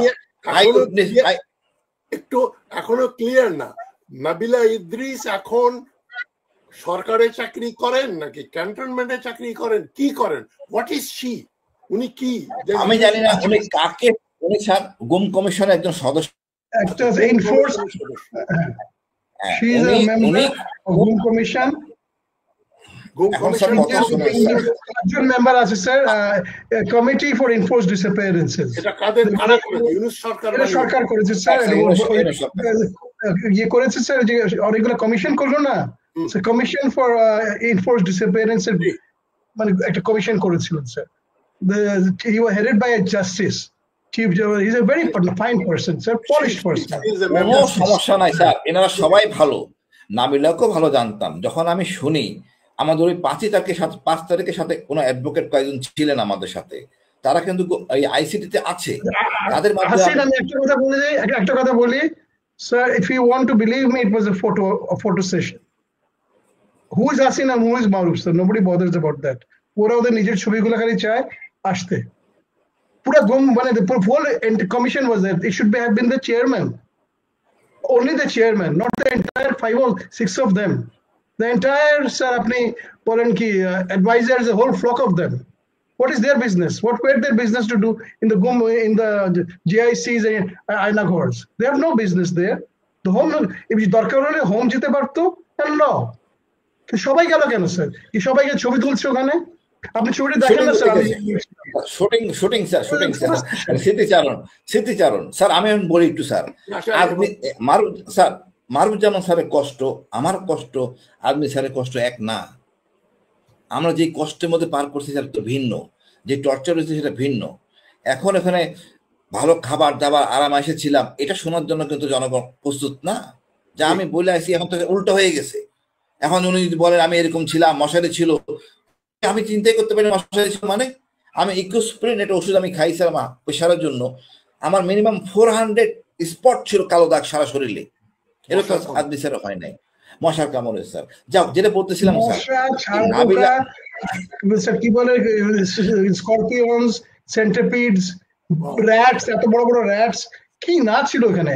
এই যে এখন যে ফ্লোর গুলো দেখছিলেন, পুরা ফ্লোর গুলো নতুন করে সিমেন্ট করা হয়েছে, সবগুলোর মধ্যে গর্ত ছিল, ওখান থেকে ঢুকতো স্যার। একটু বলি, আপনি এখন যখন জিজ্ঞাসা করলাম কে করছে, গোয়েন্দা সংস্থা বলে স্যার আমরা না, আমি বিশ্বাস করি সে কারো সাথ করতেছে স্যার। উদ্দেশ্য হলো স্যার, আয়নাঘর যদি প্রতিষ্ঠিত না হয়, এটা যদি টর্চার সেল না হয়, আপনার এই ফ্যাসিস্ট হাসিনা এস্টাবলিশ হবে না। এটাকে করার জন্যই সে কাজ করতেছে, অন্য কোনো উদ্দেশ্য নাই। এবং কাকে সাথ বাঁচাতে যাচ্ছে, আমি তখন জিজ্ঞেস করলাম এটি ভাঙছে কে, কেউ স্বীকার করে না। আমি যেন হামিদকে রিং করলাম, হামিদ আমার বলো তো কি তুমি কেন এটা ভাঙছো? স্যার আমি ভাঙি নাই স্যার, আমি 2টা গ্লাস লাগাইছি, চেঞ্জ করে দিয়েছি, একটু রং করছি। ভাঙছে কে তাইলে? হামিদ ভাঙে নাই। কে ভাঙছে? বর্তমান কিউএমজি, আর কেউ ভাঙে নাই। জেনারেল ফয়েজ, এই ফয়েজ হলো বিতর্কিত ব্যক্তি, মানে সকল কিছু নাট কোয়ার্টার মাস্টার জেনারেল। জি sir, general quartermaster general. এই ফয়েজ হলো বিতর্কিত ব্যক্তি, তার জন্য কিন্তু সেনাপ্রধান বিতর্কে পড়তেছে। সেনাপ্রধানে আমার কোনো বিতর্ক নাই, এবং তাকে বিশ্বাস করি। ফয়েজ এই ভাঙা চোরা ভেজাগুলি সে লাগাইছে, এবং তাকে কুবুদ্ধি ফয়েজ দেয়। এখন ফয়েজের স্ত্রী যদি টান দেই আরো বিপদে পড়বেন স্যার। আমি চাই না এটা আনতে, আমি মনে করি এই আলামত নষ্ট করার জন্য ফয়েজের দণ্ড হওয়া উচিত। whoever he is he has to be punished. এটা খুবই ইমিডিয়েটলি করা উচিত। খুবই গুরুত্বপূর্ণ তথ্য আমরা আরো জানতে চাই। Quartermaster general lieutenant general Faiz আয়নাঘরকে রেনোভেট করে, গর্ত ঠর্ত পরিষ্কার করে, রং টং করে যে রেনোভেট করলো, না স্যার, কি উদ্দেশ্য? উনি তো স্যার হামিদের পরে স্যার ফয়েজ ছিল ডিজিএফআই, ওকে, তখন উনি এই কাজটা করেন স্যার। এবং সে ওখান থেকে যাওয়ার পরে স্যার তার অতি পরিচিত, যেমন জাহাঙ্গীর যিনি বর্তমানে আছে, সে honest, very honest, sincere, but অতি পরিচিত ফয়েজের। আমাদের আর্মিতে আছে যে মারুজ্জামান আমার বলে এখন হাসিন তুমি আসো, আমি চলে যাবো, স্যার আমার পরিচিত। সেম নাসির সাদের রাত্রেবেলা ডাকে আমি যাবো, কিন্তু ফয়েজ অতি পরিচিত। যতটুকু জানা যায় এই কিউএমজি টোয়াইসই ছিল, but Faiz is honest and sincere guy. এখন কে কার সার্ভ করতেছে আমি জানি না, তবে ডিজিএফআই কোনো কাজ করে নাই। এই নাবিলা কারো ইচ্ছা বা কারো পারপাস সার্ভ করার জন্য করতেছে। এখন যদি আসেন স্যার, নাবিলাকে কে প্লেস করছে, এখন আসবে আরো রহস্য। এই বিডিআর কমিশনে এই শাহনাজ চন্দন, এই দুইজন daily star product, final product এটা স্যার কে প্লেস করছে, এখন বেরোবে আরো রহস্যময় তথ্য, যা আমি বলতে যাচ্ছি না, লজ্জাজনক। পরিকল্পিতভাবে করা হয়েছে যেন দুইটা কমিশনের ভেজালের মধ্যে পড়ে। আমার আমার মামলা সম্পূর্ণ জিনিস পারফেক্ট স্যার। 2 জন আই উইটনেস, আমার অস্ত্র সিজার করতে পুলিশ, আমি গুম হয়েছি, সিজার লিস্ট সহ। তারপরে স্যার আমাদের ডিউটি পরিষদের চিঠি, এরকম একটা কোনো মামলায় পাবে না এত রিচ ডকুমেন্ট। তারপরে নাবিলা চাইছিল এই মামলাটা না হওয়ার জন্য স্যার, আপনি বুঝেন, সে চেষ্টা করতেছিল না মামলা একটু সমস্যা আছে। সমস্যা কি আছে আমার বলে মারুজ্জামান স্যার, কি সমস্যা? কারণ স্যার সে কাউকে সার্ভ করতেছে। তার মানে আপনাদের দুজনের স্যার বিতর্কিত হয়ে যায়। একটু আমি একটু কনক্লুড করি এই সেকশনটা। আপনাদের দুজনের কথা যেটা বেরিয়ে আসছে, ইউনূস সরকারের আমলে এই যে গুম কমিশন করা হয়েছে, আয়না ঘরের ব্যাপারে ইনভেস্টিগেট করার কথা বলা হয়েছে, তার ভেতরে অনেক লুপ হোলস আছে, এমন এমন বিতর্কিত লোক, এমন এমন বিতর্কিত policy, every sector in every commission. হ্যাঁ, তো এখন এগুলোর মাধ্যমে দেশবাসীর জানার অধিকার আছে। আয়নাঘর নাম্বার 1 হচ্ছে যারা যারা আয়নাঘর বানিয়ে লোকজনকে টর্চার করেছিল, যারা যারা এখনো জীবিত, সার্ভিসে থাকুক বা রিটায়ার্ড হোক, তাদের বিরুদ্ধে অবিলম্বে গ্রেপ্তারি পরোয়ানা ইস্যু করে হাসিনা সহযোগী হিসেবে বিচার প্রসেস শুরু করা উচিত একটা বিশেষ ট্রাইব্যুনালে। 2 নম্বর হচ্ছে এখনো বিচারের নামে যে প্রহসন হচ্ছে, মানে এই মেম্বার এই কথা বলছে, অমুক মেম্বার আরেক কথা বলছে, একটা ধামা চাপা দেওয়ার যে ব্যাপার, আমি মনে করি এর মূল হোতা হবেন, রেসপন্সিবিলিটি থাকবে আর্মির প্রধান Wakeruzzaman. He is the commander in chief. তার ভেতরে গ্যারিসনে কচু খেতে এই আয়নাঘর ছিল, তিনি মানে 500 গজ দূরে থেকে ওটা জানতেন না, ভিতরে কি হতো খোঁজ খবর নিতেন না, এটা তো অবিশ্বাস্য। সুতরাং সকল চিফ ধরা পড়বে sir, every chief new address. আপনাদের মত চাইছি। আমি আপনাদের দুজনকে প্রশ্ন করছি, আপনারা কি মনে করেন জেনারেল ওয়াকারুজ্জামানকে অ্যাকাউন্টেবল করে তার অধীনে যারা যারা যে সমস্ত জেনারেলরা আয়নাঘর পরিচালনা করেছেন এবং যারা যারা মানুষ হত্যায় ইনভলভ ছিল, ইন্টারোগেট করেছে, টর্চার করেছে, সবাইকে করে একটা বিচারের ব্যবস্থা করা? প্রথমে আমি অ্যাম্বাসেডর মারুফজামান আপনাকে জিজ্ঞেস করছি এক্সক্লুসিভলি, আপনি বলবেন 5 মিনিট, তারপরে 5 মিনিট হাসিনুর রহমান বলবেন। আমি লিগ্যাল সাইডটা বলবো স্যার। বলেন। লিগ্যাল সাইডটা আপনি আমাকে অনেক ভালো জানেন sir, your professor at the international. আমি লয়ার প্রফেসর। লয়ার না স্যার, লয়ার আমরা general, it's a general law. Every universal কান্ট্রিতে the state law or the CRPC যেটা আমরা হয়, the state, যেটা স্টেটের ল, that is the final. That is dictated by the legislative and implemented by the judiciary to see if it is in line with the constitution. এই তো sir. Army বলেন, আপনি police বলেন, এগুলো তো সাবঅর্ডিনেট বডিজ। এখন স্যার আপনি বলছেন, যেটা আমি জানি, হাসিনও জানে, the army chief or whatever, he wants everybody to be tried under the army law. How can you try them under the army law? Rape, murder, regular is not under the covered under the army law. They should have been, এখন কেন should have been মানে কি 6 মাস কি, within 7 days or 14 days they should have been field general court martial করে, they should have been dismissed from service and handed over to the civil police. ওরা জেলে থাকবে, ওইখান থেকে কেস চলবে। জি। And whatever it is done by international crime tribunal, whatever it is, সময় লাগবে, they'll face the reality, sir. That is the system. Kishore Army law. Why are they inside the cantonments? Why are the 675 Awami Leaguers who ran inside and took refuge inside the cantonment? Where are they? Why have they been given safe refuge? Why are the officers who killed all the civilians, innocent civilian, bacha kacha helicopter দিয়ে, how come they are in service, sir? Our question is to you is that whose law? Law কি sir? লটা হলো state ল। Specifically আয়নাঘরের দিকে আসি, ওগুলো তো আমি সব বলেই আসছি। ওই হেলিকপ্টার পাইলটকে অ্যারেস্ট করা হলো না কেন আমি বলেছি।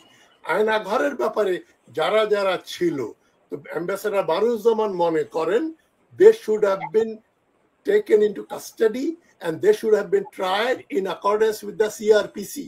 আমাদের ক্রিমিনাল লতে যেটা আছে ওটাই যথেষ্ট এদের মানুষ হত্যা, ধর্ষণ এবং অত্যাচারের জন্য যে সেকশনে বিচার করার কথা ছিল, বিচারের আগে তো তাদের গ্রেফতার করার কথা ছিল।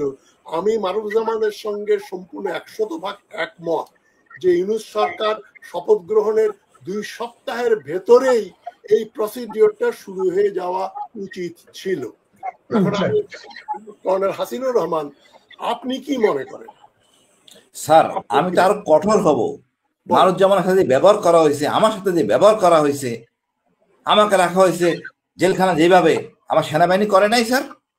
কেন তাদেরকে আরাম? তারা আমার চেয়ে সিনিয়র না? মারুফুজ্জামান থেকে সিনিয়র? যে 2 জুনিয়র, অল জেনারেল সেনাপতি 2 জুনিয়র, তাদের কেন মারছে ভেবে? আমি বুড়া বয়সে আমাদেরকে যে টর্চার করা হয়েছে, আমার ফ্যামিলিদের যে টর্চার করা হয়েছে, মানসিক বা নানা রকম, মানে বলা যাবে না সেগুলি, লজ্জা লাগে আমাদের। বড় ব্যাপার না, মানুষ এখানে মানুষের উপর অত্যাচার হয়েছে, এটা ক্রাইম এগেইনস্ট হিউম্যানিটি। এটা হবে কঠোর বিচার, এর মাপ পাওয়ার কোনো অবকাশ নাই। যে সেনাবাহিনীর ভিতরে রেখে বিচার করবেন, এইসব ফুর্তি করার কোনো অবকাশ নাই। এখন যদি কেউ পলায় থাকে, এই দায়িত্ব নিতে হবে সেনাবাহিনীর। সেনাবাহিনী জানি না খালি খালি কেন বদনাম নিচ্ছে, এমনি বিতর্কের মধ্যে আছি আমরা। আপনি যদি চেক ব্যাক করেন অল গুম খুন, স্পেশালি এই সরকারের সময়, আমি তো মনে করি 80% অ্যাবাভ, 80%-এর বেশি যাবে আর্মির ঘাড়ে দোষ চাপবে। এর অতি উৎসাহী ছিলেন, এবং যারা র্যাবে ছিলেন ওই সময়টা অতি উৎসাহী লোকজন, এবং তারা ড্যামেজটা করছেন। এখন তো সব ডকুমেন্টে, পুলিশ খুব চালাক, আমি বলবো পুলিশ খুব চালাক। যারা আমার এই অস্ত্রের মামলাটা, অস্ত্রের সিজারটা, যদি সে অস্ত্রটা সে দিয়ে দিত পুলিশ আমার বউকে, আমি মিসেস বলছিলাম অস্ত্রটা দিয়ে দেন, অন্যান্য অফিসাররা বলতেছিলেন পুলিশের ওই ওসি দেয় নাই, তো ওসি জানে একদিন ধরা পড়বে, সেই অস্ত্রটা নিয়ে গেছে এবং সে জিডি করে রাখছে। ইট ইজ একটা মেজর একটা ডকুমেন্ট যে আমি গুম হয়েছি। এখন স্যার, বিচার হইতে হবে কঠোর দৃষ্টান্তমূলক, ভবিষ্যতে না হয়, এই জিনিসটা মাথায় রাখতে হবে। এখানে সব পার পেয়ে যায়, করতে হবে তো স্যার।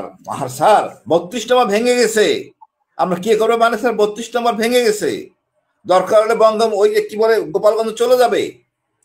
এখানে তো ফাইজলামি করার অবকাশ নাই। ভারতের দূতাবাস দুষ্টামি করবে, আমরা শুনবো না। তো আমরা নতুন করে স্বাধীন হয়েছি, আমরা আলোচনার কনক্লুডিং সেশনে চলে আসছি। আমি মারুফুজ্জামান সাহেবকে জিজ্ঞেস করছি, পরে আপনাকে জিজ্ঞেস করব। মারুফুজ্জামান, আপনি বলেন কেন, আপনি কি মনে করেন ইউনূস সরকার, 1 নম্বর হচ্ছে কেন যারা যারা এই অপরাধগুলো করেছে তাদেরকে গ্রেফতার করে নাই, একটা ইনভেস্টিগেশন কমিটিও তৈরি করা হয় নাই। এতদিন কমিটি লাগার কথা না, প্রমাণ সবগুলো আপনারাই তো প্রমাণ। তারপরে ইউনূস সরকার কেন ওয়াকারুজ্জামান থেকে শুরু করে অল জেনারেল, পুলিশের কিছু লোক ইনভলভ থাকলে তারা যেভাবে মানুষ হত্যা করেছে, এর বিচারের কোনো আয়োজন ব্যবস্থা তো পরে থাক, কোনো পরিকল্পনা কেন করে নাই? মারুফুজ্জামান, আপনি বলেন, হোয়াট ইউ থিঙ্ক, তাদের মনের ভিতরে কি আছে, ভয় কোথায়, বা কোনো পলিসিটা কি? তারা কি হাসিনা সরকারের যারা যারা অত্যাচার করেছিল তাদের রক্ষা করতে চান, বা কি পরিকল্পনা, কি উদ্দেশ্য, কেন করা হচ্ছে না? Let's go back to the 2nd, 3rd of August 2024. G. How is the interim government formed, and who formed it, and who were the selected persons, sir? No one from BNP, no one with a little Islamic background, all from the leftist and other aligned কিছু পেয়েছেন চিটাগংয়ের লোক, and few NGOs.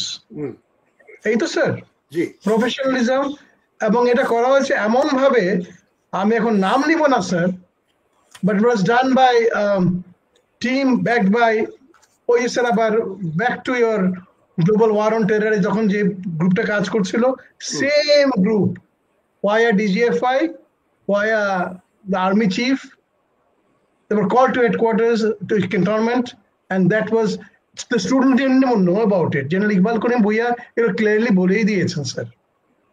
It was a clear statement as a General Iqbal Karim Bhuiya. So the whole team was General Iqbal Karim Bhuiya, যে 5 general একটা নতুন political platform করছিলেন না sir, এখন চেষ্টায় আছেন, এটা হবে না, I hope let them try, but বড় বড় লাভ নাই। স্যার এখন স্যার এখন দিন বড় কঠিন, পুলিশের জোর আমি শুনতে চাই, তো 5 জেনারেল তারা কি পরিকল্পনা করছিলেন? এটা BTM, Indian BTM, Iqbal Karim Bhuiyan is র এজেন্ট স্যার। ওকে, এরা তো ধরা ছোঁয়া ইউনিভার্সিটি, ও যখন রিটায়ার্ড হয় স্যার ইকবাল করিম ভুইয়া, আমি তো সবার নামেই বলছি স্যার, আমাকে না এখন আয়নাঘরটা অবশ্য সুন্দর করেছে, এখন আবার ঢুকালে মোট শান্তিতে থাকবো এবার। যাক স্যার, এবার তো আর রাখবেই না স্যার, কিল মি। কিন্তু আয়নাঘরটা সুন্দর করে করেছে স্যার। ওটা মিউজিয়াম বানানো উচিত ছিল 32 নম্বর। 32 নম্বর স্যার, এটাকে এটা বাদ দেন স্যার, ওটা চলে গেছে, ওটাকে আরো বুলডোজ করে এটাকে এখানে অন্য কিছু করা যায় স্যার। এই আয়নাঘরটাকে মিউজিয়াম হিসেবে রাখা উচিত ছিল ভবিষ্যৎ প্রজন্মের জন্য। যে অশউইটস কারাগার পোল্যান্ডে, ওটা মিউজিয়াম, লোকে দেখতে যায় কিভাবে ওখানে জিনোসাইড হয়েছে। এটা তো ডিজিএফআই কমপ্লেক্সের ভিতরে, I don't know sir কতটুকু security, very much within the restricted cantonment area. এটা স্যার আমি যদি, if you ask me as a government official and as an army officer former, so within the DGFI premises, so এটা কিন্তু করা ঠিক হবে না। You should have demolished it, or court শেষ হয়ে গেলে ডেমলিশ করে জেআইসি যেটা পুরনো পাকিস্তানে আমলের আছে ওটা রাখতে পারেন স্যার, ফর রিজনস, ফর র এজেন্টস।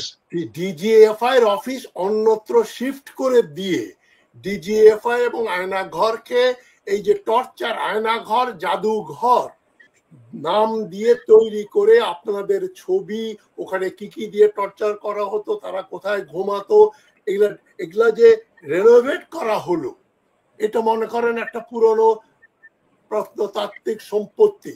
মনে করেন কেউ তাজমহলকে ভেঙে এখন মডার্ন জিনিসপত্র দিয়ে তৈরি করে তাজমহল বানায়, সেটা যেরকম তাজমহলের কে ধ্বংস করা হবে, আয়নাঘরকে যারা রেনোভেট করেছে তারা ইকুয়ালি ক্রিমিনাল। তাদের মনে আছে বলে আমি মনে করি তারা দেখাতে চাচ্ছে নতুন প্রজন্মকে আয়নাঘর নিয়ে যে তোমরা এত বদনাম করছো, এত খারাপ ছিল না, এইরকম পরিষ্কার রং টং করা ছিল। আয়নাঘর তো নাই স্যার, আসল যে আয়নাঘর আমি রাজশাহীতে ছিলাম সেটা তো 30% আছে কিনা সন্দেহ। তো ভেঙে ভেঙে দেখলাম ওয়াল টাল ভাঙা, কি সুন্দর সব ক্রিম কালার দিয়েছে, কালো ওয়াল করেছে, পিঙ্ক ফ্লোর করেছে, মানে সব চেঞ্জ করে লোহার দরজা কিছু নাই, নাথিং ইজ देयर। পরিকল্পিত, very well planned sir, very well planned, elimination of evidence, এই যে of course আলামত, হত্যাকাণ্ডের সমস্ত আলামত destroy করে দিয়েছে।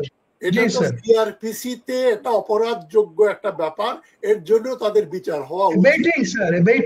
Betting murder.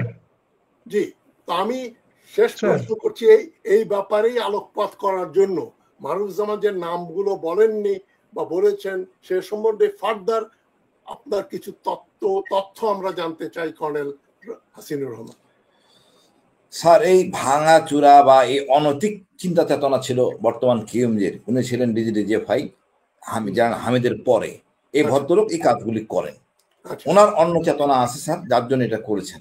উনি চান নাই বিচার হোক, জেনারেল ফয়েজ উনি চান নাই এদের বিচার হোক, তাই এটা ভেঙেছেন স্যার। মাইন্ডসেটটা চিন্তা করেন স্যার, উনি চান নাই এই অসৎ অফিসারদের বিচার হোক। এই চেতনা যারা ধারণ করে, যারা ছিল, সবার বিচার হওয়া উচিত। এবং আপনি কি মনে করেন যে এটা ঊর্ধ্বতন কর্মকর্তার অনুমতি ছাড়া করছে স্যার? অবশ্যই। আমি মনে করি স্যার, যারা মনে করে আমি লুকোচুরি করবো, 18 কোটি লোককে জিম্মি করে রেখেছে আয়নাঘরের নাম দিয়ে, তাদেরকে কোনো ছাড় দেওয়ার কোনো অবকাশ নাই। যদি মানে আমি কি বলবো স্যার, আমার আর কিছুই বলার নাই।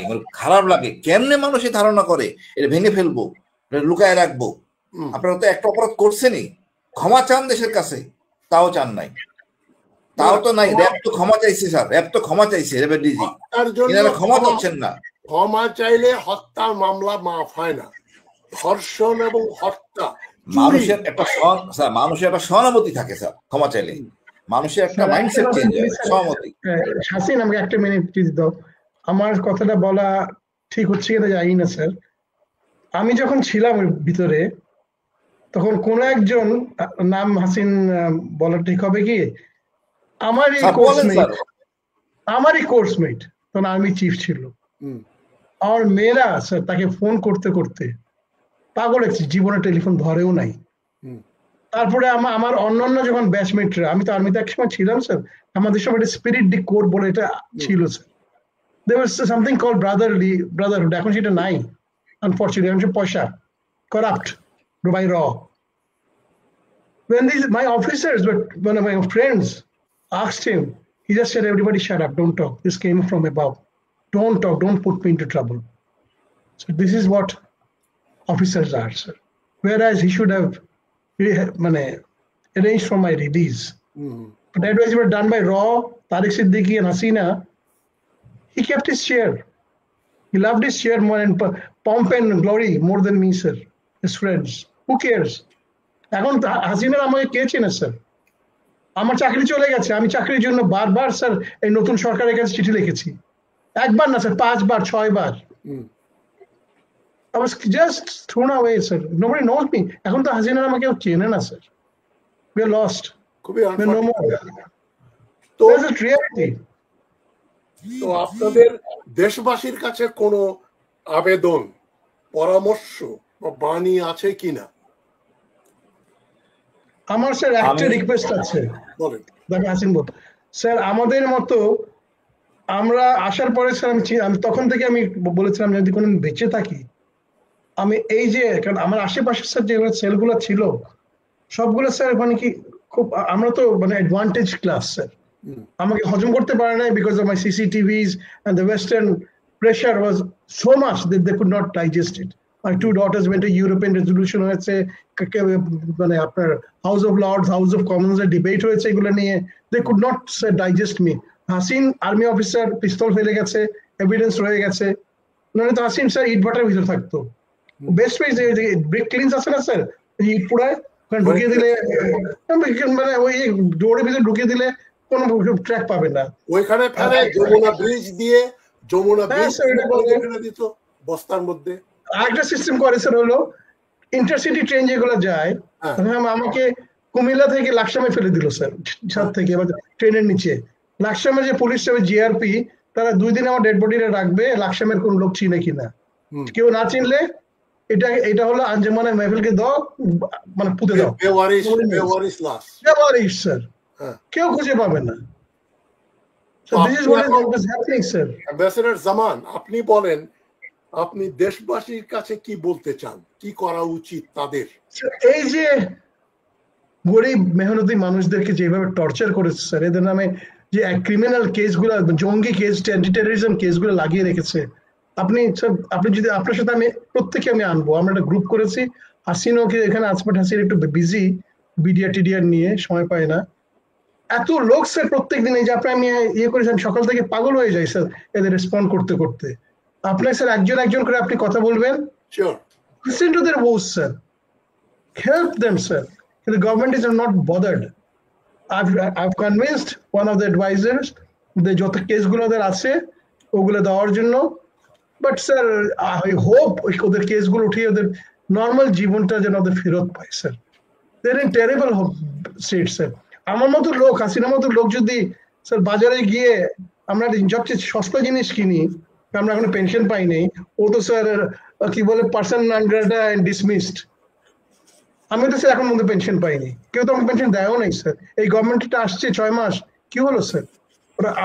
আমরা তো 2009 এর freedom fighter, from then on we have been fighting. Hasina has been fighting against the Hasina regime. 1-1.5 মাসে তো স্বাধীন হয়নি স্যার, স্বাধীনতা তো it was a chain events.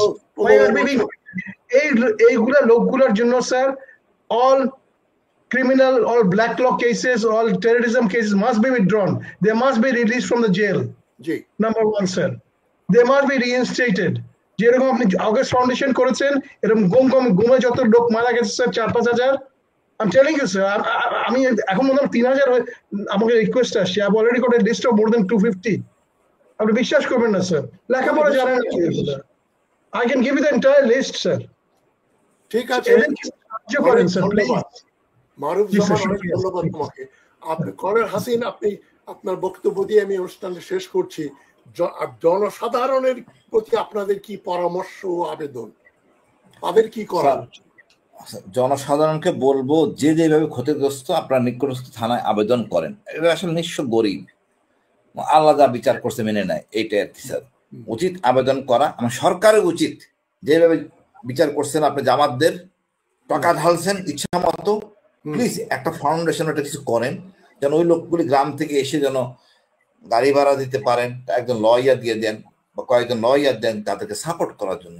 সরকার কোনো উদ্যোগ নাই ব্যাপারে যে গুমখুন বিচার হোক, আমি মনে করি নাহলে এই সমস্যা হওয়ার কথা না। আর দেখেন স্যার, সবাই জানে আমি কি কারণে অপরাধী, আমাকে জেল দেওয়া হয়েছে বা কত রকম নির্যাতন। আজকে 6 মাস হয়ে গেছে আমি পেনশন পাই নাই। এটা কি ফাইজলামি করতেছে আমাদের সাথে? আমরা বুঝতেছি না স্যার। আমরা আর কদিন মুখ বন্ধ রাখবো? আর এত 15 দিন 20 দিন 1 মাস, তারপর তো ডাইরেক্ট মাঠে নেমে দেবো, মানুষ যেমন সব মাঠে নামবো, দেখি স্যার কেমন ফেস করে। তো বিরোধী দলের সঙ্গে আপনাদের কথা হয়েছে, বিএনপি বা অন্য অন্য দল, তারা কি বলেন? ওনারা আছেন স্যার, আসলে দেখবেন। এর আগে তো ওনার কাছে বলবেন না, বাট আমরা ইনশাল্লাহ যথেষ্ট, আমরা যথেষ্ট। আমাদের সাথে আছে ছাত্র, নতুন প্রজন্ম স্যার, কোনো অসুবিধা নাই। ভারতের কিচ্ছু করার থাকবে না, ইনশাল্লাহ আমরা বিজয় হব স্যার। আপনি দোয়া করবেন স্যার, জনগণ দোয়া করবে স্যার। আপনাদের অনেক ধন্যবাদ, অনেকগুলো তথ্য দিয়েছেন। আপনাকে একটা রিকোয়েস্ট করবো শেষ করার আগে, আপনি স্যার প্রতি সপ্তাহে একজন করে স্যার আমার ভিকটিম নেন না স্যার, কথা বলেন ওদের সাথে। পুনরাবৃত্তি হবে তো, লোকজন টায়ার্ড হয়ে যাবে একই কথা বারবার শুনতে শুনতে। আমরা নতুন অ্যাঙ্গেলে, আপনারা কিছু নতুন পরিকল্পনা দেন আমার কাছে, যে আমরা এই স্পেসিফিক ব্যাপারে আলোচনা করব। Sir hill tracts, sir hill tracts then, hill tracts আমাকে একেবারে স্যার, হিল ট্রাক্স। না, হিল ট্রাক্স তো অন্য ইস্যু, ওটা নিয়ে নিশ্চয় আলোচনা দরকার। আমি বলছি আপনি কুকিচিন দেন স্যার, কুকিচিন দেন স্যার, কুকিচিন আরাকান, কুকিচিন আরাকান করেন sir. what are the demands of these survivors of enforced disappearance, যেটা ক্রাইম এগেইনস্ট হিউম্যানিটি, এদের জন্য কি করা উচিত? এটা আমাদের একটা প্রোগ্রাম আলোচনা, শুধু ভিকটিমদের নিয়ে না, সিভিল সোসাইটির কিছু রাজনীতিবিদ, লয়ার, যারা চিন্তা করেন, তাদেরকে এনে, একজন ভিকটিম, আরেকজন আইনবিদ, একজন শিক্ষাবিদ, একজন army officer, retired army officer বা সিভিলিয়ান, তাদেরকে নিয়ে আমরা কথা বলবো। আপনি স্যার, আমি রিকোয়েস্ট করবো ব্যারিস্টার ফুয়াদকে আপনি নেন স্যার।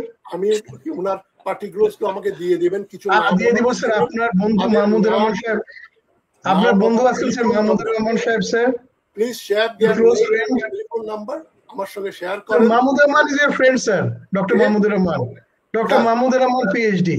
হ্যাঁ, তো আপনারা ওনাদের নাম এবং টেলিফোন নাম্বার গুলো আমাকে দেবেন, আমি নিশ্চয়ই পাঠিয়ে দিব স্যার। আমি পাঠিয়ে দিব স্যার। কিন্তু দিস আর অল ন্যাশনালিস্ট, এরা কেউ স্যার পাবেন না। এন্ড স্যার আমাদের voice of enforced disappearances every day আমি আপলোড করছি স্যার, আপনি মাঝে মাঝে দেখেন।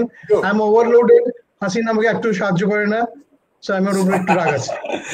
ঠিক আছে, এখন হাসিনুর রহমান যেটা বলছিলেন, আরাকান আর্মি এবং আরাকান, এই অধম সর্বপ্রথম একমাত্র আমি এবং সর্বপ্রথম 2017 সালে যখন ওই যে আরাকান রোহিঙ্গাদেরকে পুশব্যাক করে বাংলাদেশে পাঠানো হলো, পুশিন করা হলো, আমি প্রথম লিখেছিলাম নিউ এজ পত্রিকাতে, Arakan is integral to Bangladesh, Arakan বাংলাদেশের অবিচ্ছেদ্য অংশ। সেদিনও আমি আমার চ্যানেলে বলেছি, আমার চ্যানেল তো মিলিয়ন লোক দেখে না, আমি একমাত্র, আর কিন্তু কেউ বলেনি, আমি বলেছি আরাকান রাজশাহী, চট্টগ্রাম, খুলনা, ফরিদপুর যেমন বাংলাদেশের অবিচ্ছেদ্য অংশ, আরাকান ঐতিহাসিকভাবে বাংলাদেশের একটা অবিচ্ছেদ্য অংশ। চট্টগ্রাম হিল ট্রাক্সে ভারত যে ষড়যন্ত্র করে যে শান্তি বাহিনী বানিয়ে এই যে ষড়যন্ত্রটা করলো, এবং আমি এখনো মনে করি আমাদের সেনাবাহিনী, সরকার, দেশবাসীর উচিত আরাকানটাকে আমাদের দখলে নেয়া। আরাকান এখন বার্মিজ সরকারের পূর্ণ নিয়ন্ত্রণে নেই।